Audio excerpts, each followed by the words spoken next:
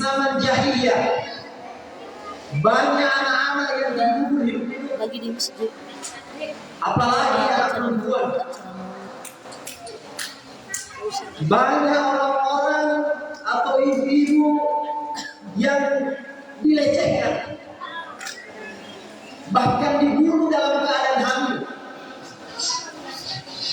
Tapi alhamdulillah hadir sosok seorang Rasul yang bernama Muhammad Rasulullah Sallallahu Alaihi Wasallam di bulan Rabiul Awal. Tentu ada 3 momentum yang perlu kita ketahui, bahwa di bulan ini juga Rasulullah Sallallahu Alaihi Wasallam dihijrah dari kota Mekah menuju kota Madinah, di mana beliau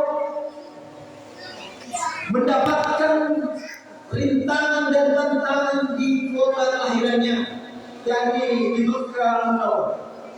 Di Mekah yang kita kenal kalau orang leher. Baru kemudian hijrah ke Madinah. Untuk apa? Tentu untuk membawa risalah di Islam, membawa agama yang hari ini sampai ke berkat pengorbanan beliau, perjuangan beliau dengan meneteskan keringat air mata bahkan darah Rasulullah SAW, sehingga agama ini sampai ke tengah-tengah kita. Bisa kita bayangkan kalau sekiranya Rasulullah SAW yang memperjuangkan agama ini, mungkin hari ini kita sudah makan babi, mungkin hari ini kita sudah makan anjing, mungkin hari ini kita makan bangkai, atau bahkan mungkin kita bermaksiat kepada Allah Subhanahu Wa Taala tanpa ada batasan. Oleh karena itu, di momentum kelahiran baginda Rasulullah Sallallahu Alaihi Wasallam, Rasulullah lahir 12 Rabiul Awal 571 Masehi. Rasulullah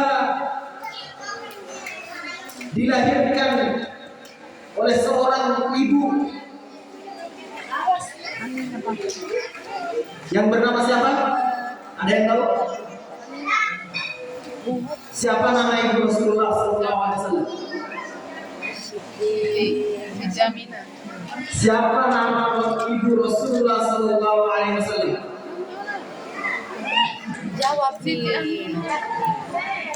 Atau saya tanya lagi, siapa nama presiden kita hari ini?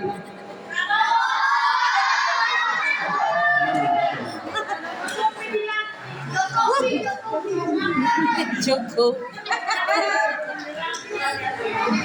Siapa nama ibu Rasulullah Sallallahu Alaihi Wasallam? Ayo anak jawab. Siti. Malu banget rasanya. Umur berapa tahun Rasulullah ditinggalkan oleh ibu? Umur berapa tahun? 2 tahun.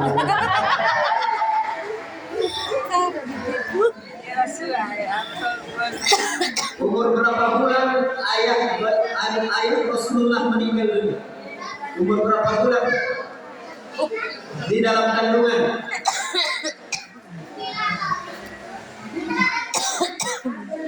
Jadi ada yang dimuliakan Allah Subhanahu wa taala. Rasulullah Sallallahu Alaihi Wasallam adalah uswatun hasanah. Laqad qala lakum Rasulullah uswatun hasanah. Contoh terbaik, teladan terbaik. Namun bagaimana mungkin kita bisa meneladani baginda Rasulullah kalau kita tidak mengenal sosok baginda Rasulullah Sallallahu Alaihi Wasallam? 2 bulan di kandungan. Apakah kita bisa mencintai Rasulullah tanpa kita mengenal beliau? Ada yang pernah bertemu dengan Rasul?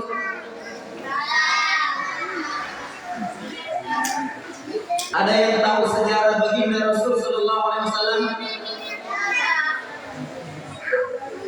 berapa anak Rasulullah Sallallahu Alaihi Wasallam? Berapa anaknya Rasulullah Sallallahu Alaihi Wasallam?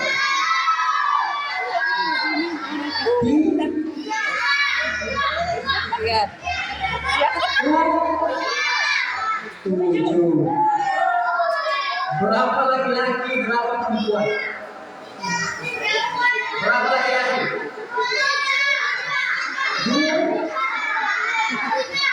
3. Siapa namanya? Siapa namanya? Salah satu siapa namanya?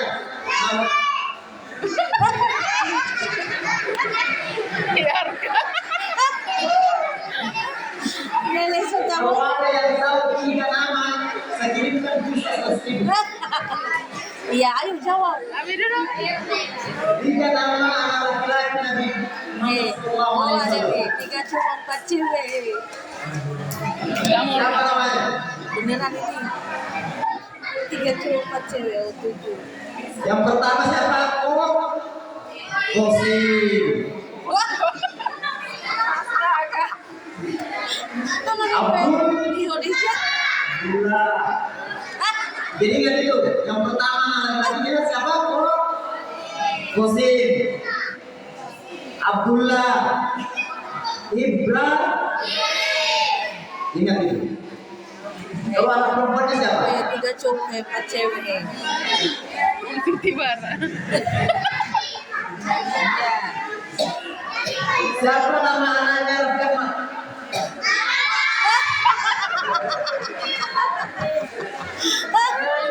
Astaga, Randala. Gimana kurang Siapa? Fatimah, siapa lagi? Zainab.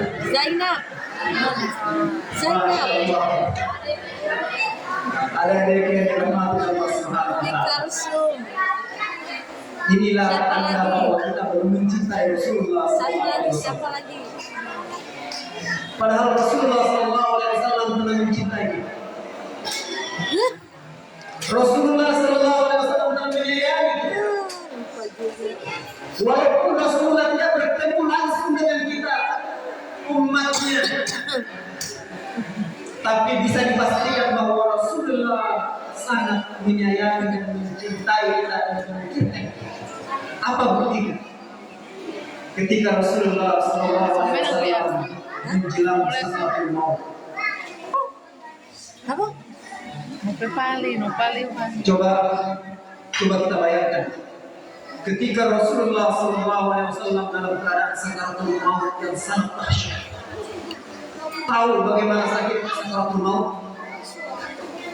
Seperti kambing dipelihara pada hidup.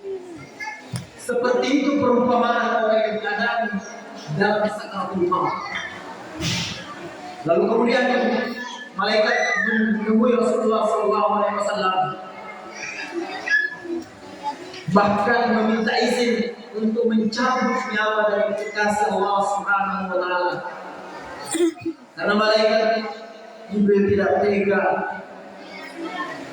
untuk mencabut nyawa kekasih Allah Subhanahu wa taala, maka dia meminta izin. Assalamualaikum ya ahlul jannah. Assalamualaikum ya Rasulullah.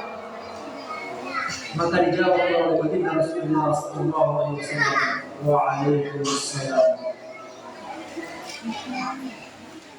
Ya Rasulullah, saya izin untuk mencabut nyawaku ya Rasulullah. Apa kata Rasulullah? Silakan. Tapi aku ingin mendengar apa kabar yang bisa membuat saya senang. Kata malaikat Jibril, semua pintu-pintu surga dibuka untuk wahai Rasulullah kasih Allah.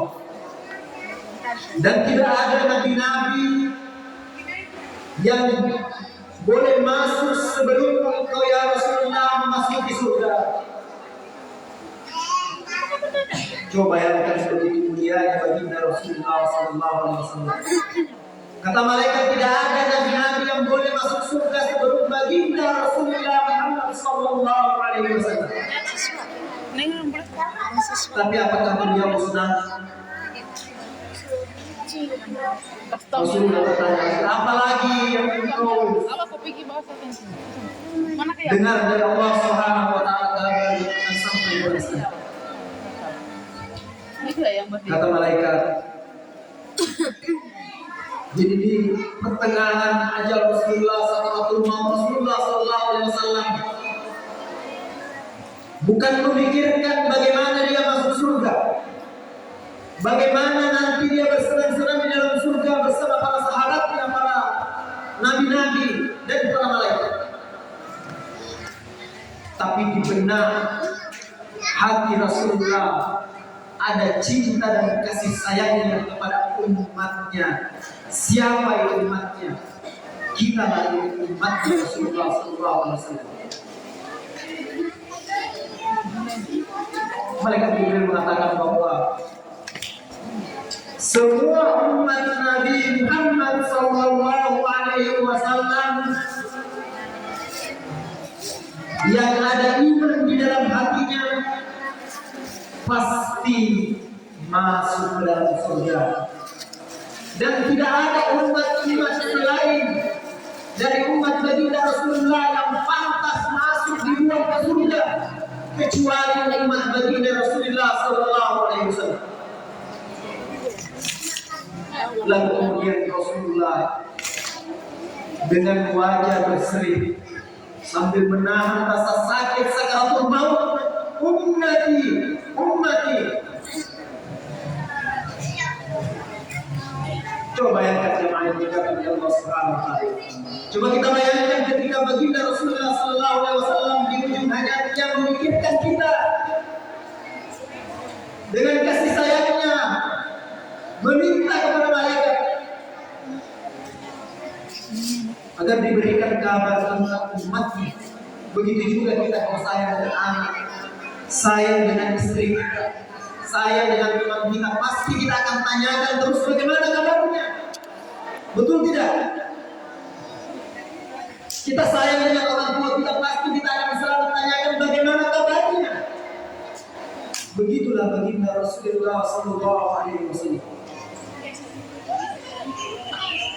Namun pertanyaannya jemaah yang dimuliakan oleh Allah Subhanahu wa taala, apakah betul kita bisa membalas cinta baginda Rasulullah sallallahu alaihi wasallam? Bagaimana cara kita membalas cinta baginda Rasulullah sallallahu alaihi wasallam? Bagaimana caranya coba? Kita bisa membalas cinta baginda Rasulullah sallallahu alaihi wasallam.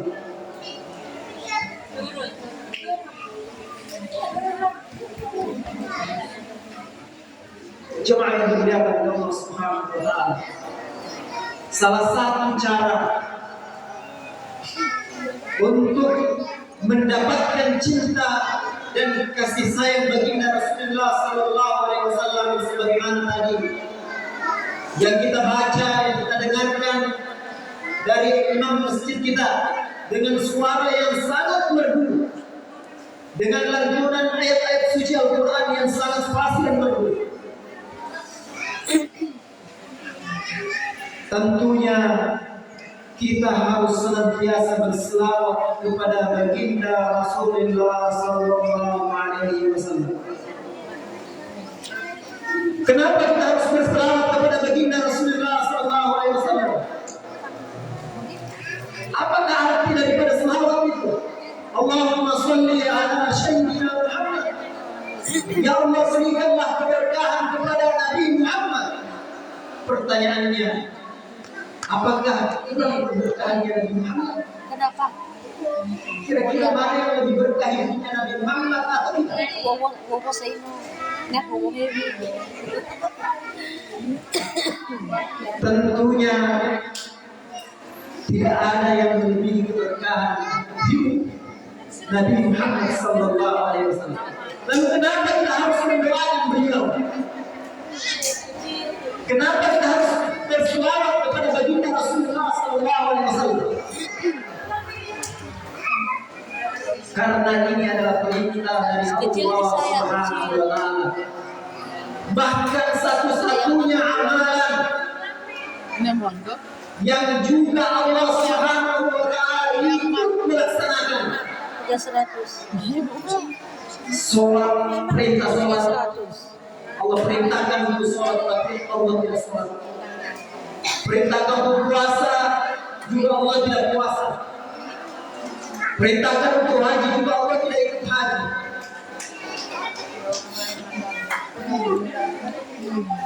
Tapi kata Allah, Inna Allah wa malaikatahu yusalluna 'alan nabi.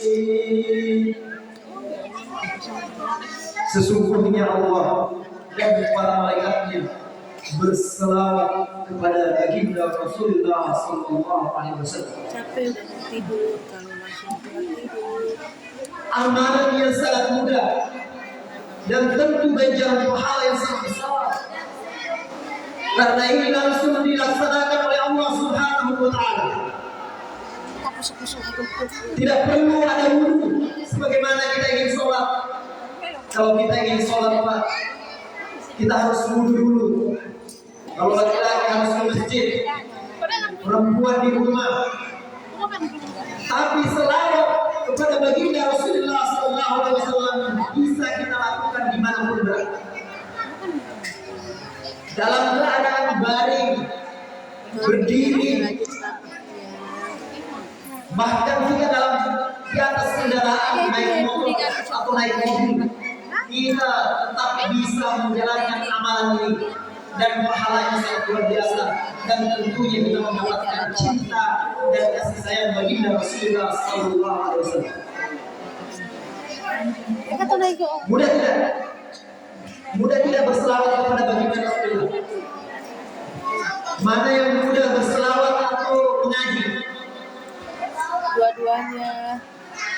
Mengaji harus dulu, harus lihat Al-Quran. Kalau sholat kita harus dulu baru ke masjid. Kalau haji harus punya uang, kalau umroh harus punya uang. Butuh waktu, tenaga. Tapi amalan selawat bisa kita lakukan dengan sangat mudah. Jadi sangat disayangkan kalau di antara kita ini dalam sehari tidak berselawat kepada baginda Rasulullah Sallallahu Alaihi Wasallam. Siapa yang pagi ini atau tadi yang berselawat kepada baginda Rasulullah Sallallahu Alaihi Wasallam lebih dari 100 kali? Ada yang katakan? Siapa yang tadi dari pagi sampai hari malam ini yang berselawat sudah 100 kali kepada baginda Rasulullah Sallallahu Alaihi Wasallam? Kalau 10 kali ada? Belum. Ada yang sudah 10 kali berselawat kepada baginda Rasulullah?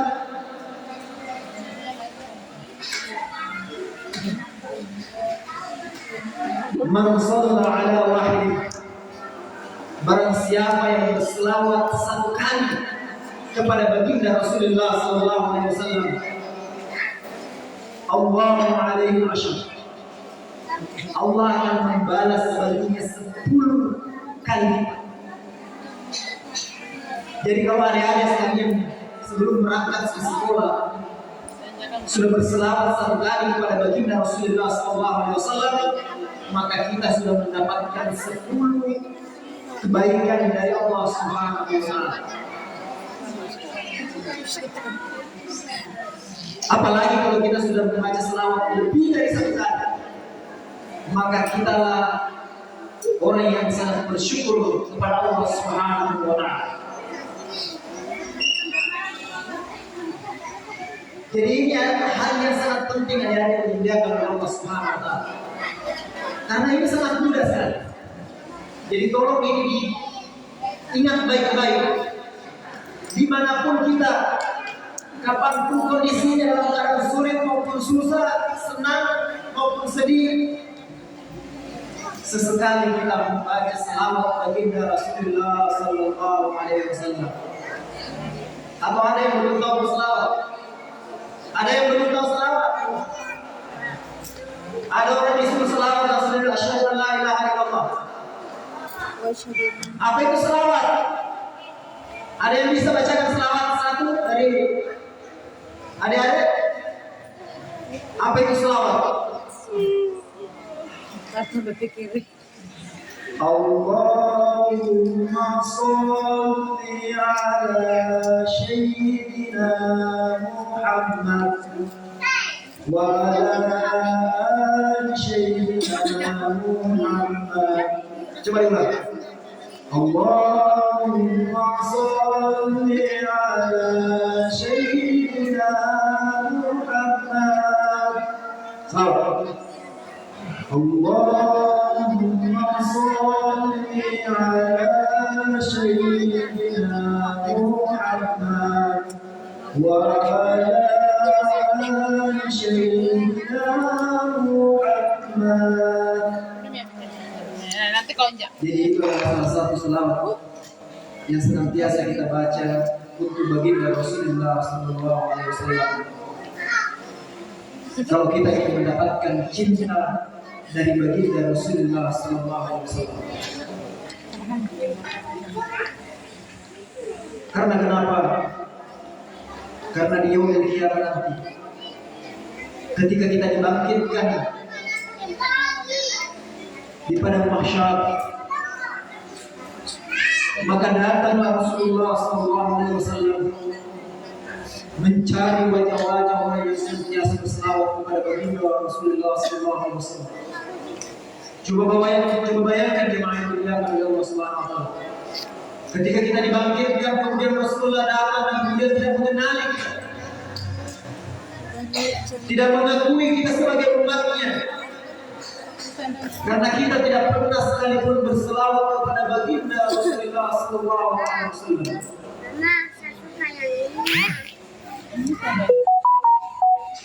Apakah kita bisa mendapatkan syafaat dari baginda Rasulullah SAW? Kalau amalan yang sangat ringan ini kita tidak mampu melaksanakan. Setuju tak? Keluar daripada majelis ini, keluar daripada masjid ini, kita berjanji kepada Allah dan Rasulnya untuk senantiasa berselawat kepada baginda Rasulullah SAW. Setuju tidak? Setuju? Kenapa keluar? Setuju tidak? Setuju. Allah Subhanahu wa taala dan Rasulnya telah mendengarkan perjanjian ini. Maka mulai detik ini, dalam sehari paling sedikit kita berselawat satu kali kepada baginda Rasulullah SAW. Karena tidak ada gunanya momentum ini.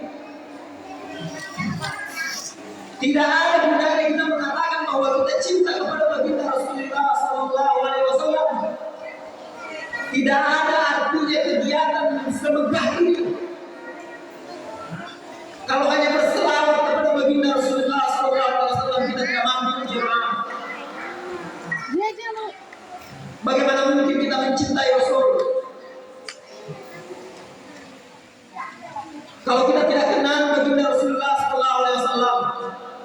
Jemaah, saya tanya, berapa istri Rasulullah SAW? Ada yang tahu berapa istri Rasulullah SAW?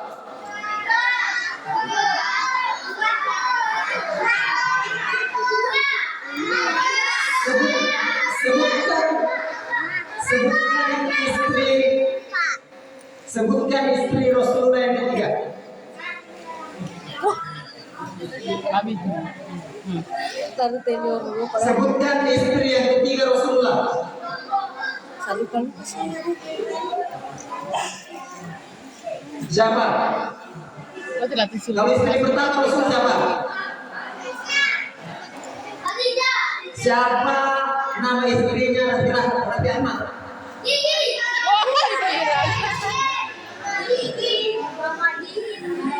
Ada lagi artis nih. Yang di HP. Bu, kira-kira pernah nggak disampaikan kepada anak-anaknya siapa istri Rasul? Pernah? Kalau kita melihat anak-anak kita, kayaknya lebih dominan nonton artis, atau ibu-ibunya yang lebih dominan nonton artis. Jadi Ini menjadi perhatian buat kita semua. Karena ini adalah bagian daripada Saya mau pulang. konsekuensi kita menurut agama Islam. Kita menjadi umat baginda Rasulullah SAW. Tidak pantas kita sebagai umatnya yang tidak kenal dengan baginda Rasulullah SAW. Mau makan juga. Istri pertama Rasul siapa? Khadijah. Istri ketiga? Masya Allah. Jangan mau jawab, pendendeng. Siapa anaknya Khadijah?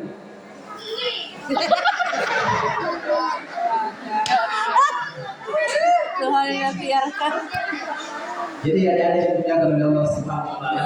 Astagfirullah. Kita jangan berkecil hati. Terada gede bu. Keluar dari momentum ini, keluar dari masjid ini, maka mulai detik ini kita buka HP kita, pulang di rumah lihat siapa istri Rasul, berapa anaknya, siapa istri pertamanya, keduanya, berapa tahun Rasul hidup di dunia ini, berapa tahun dia berdakwah. Sesimpel itu kita harus paham. Kalau kita memang betul-betul mencintai baginda Rasul, karena masa kita lebih kenal artis, kira-kira artis ini selamat atau tidak? Bisa menyelamatkan kita atau tidak? Kenapa kita lebih kenal artis daripada baginda Rasul? Ya, salam balik. Jamaah yang dimuliakan oleh Allah Subhanahu wa taala. Selain daripada kita berselawat kepada baginda Rasul sallallahu alaihi wasallam, untuk mendapatkan cinta dari baginda Rasulullah sallallahu alaihi wasallam, tentu kita harus meyakini dan mempelajari apa yang dibawa oleh baginda Rasulullah sallallahu alaihi wasallam. Kalau kita sayang kepada seseorang, maka apa yang dibawanya, apa yang disuruhnya, apa yang diperintahkan pasti kita akan nurut. Coba lihat bapak-bapak, sesangat apapun bapak-bapak di luar sana, bahkan dia seorang preman, seorang jenderal, kalau pulang di rumah pasti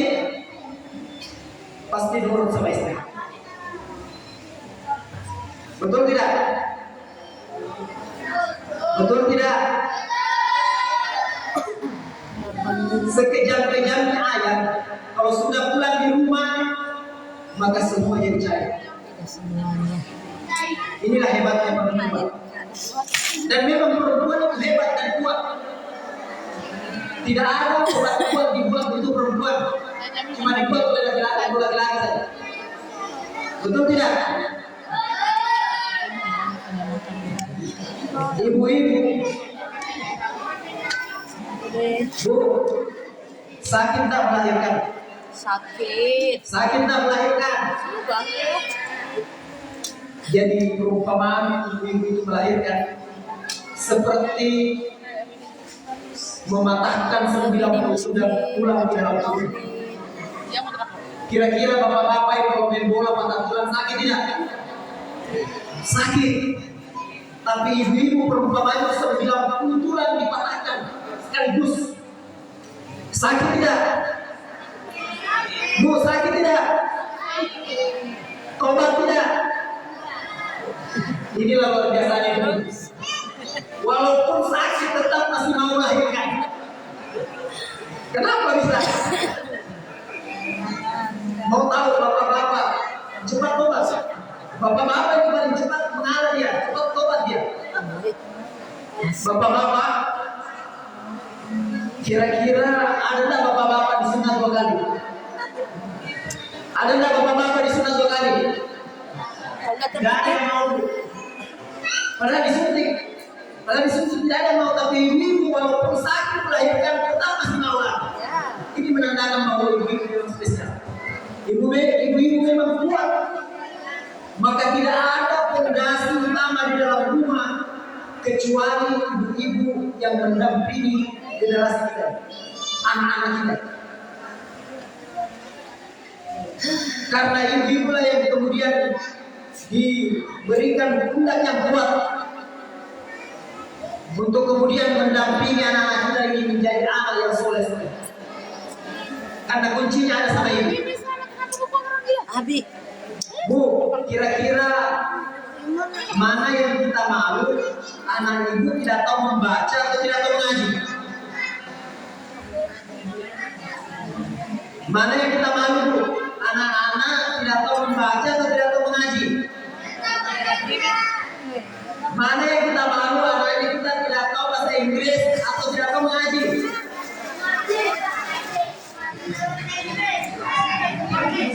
Bu,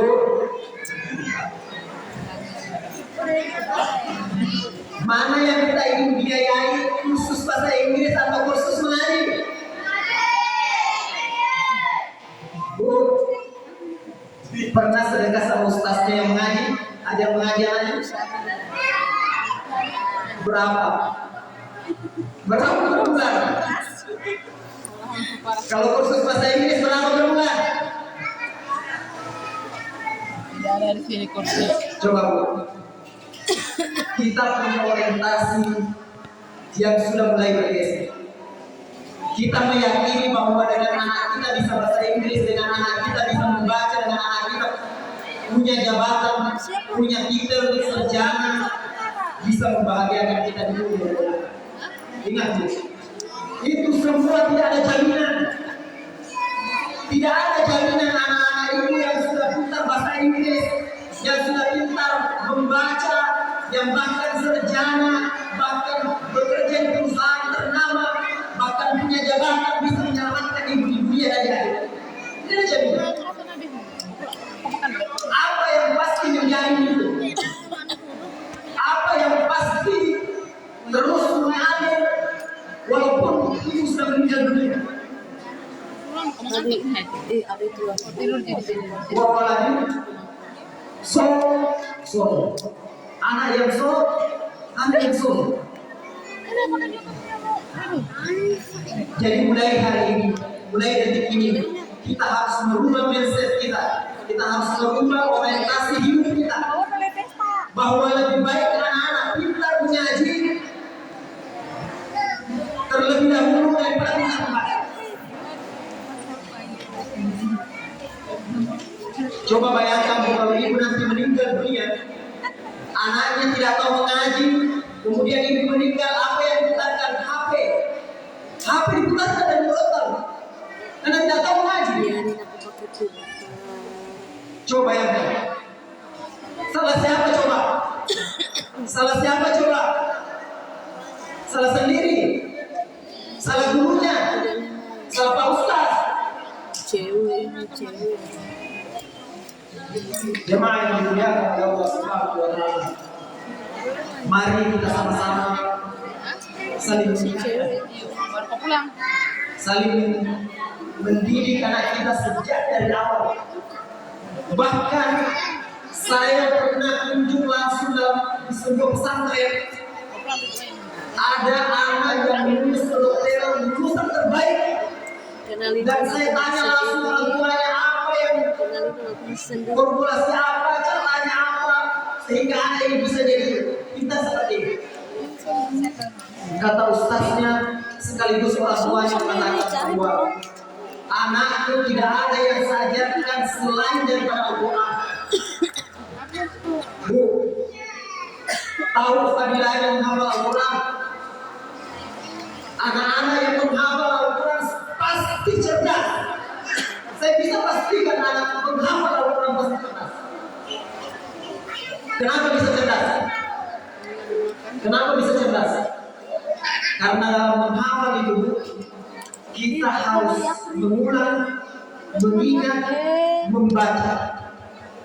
Maka semua fungsi otak kita berfungsi. Maka tidak ada, carikan saya satu di antara 100 penghafal ada yang tidak cerdas. Tidak ada. Jadi ini salah satu resep kalau anak ibu mau cerdas. Jangan terburu-buru, ajarkan membaca Pak, Bu. Bahkan kita sampai cambuk dia, pukul dia hanya mau ajar membaca. Ada yang pernah dipukul sama ibunya, dia ada membaca? Ada? Ada? Jujur saja. Udah dulu ya, udah mau lobet HP saya ini. Anak-anak ini adalah dari Allah Subhanahu wa Ta'ala. Makasih yang sudah bergabung ya. Anak-anak ini adalah amanah dari Allah Subhanahu wa Ta'ala. Kira-kira Allah marah enggak kalau disakiti amanahnya? Disakiti titipannya?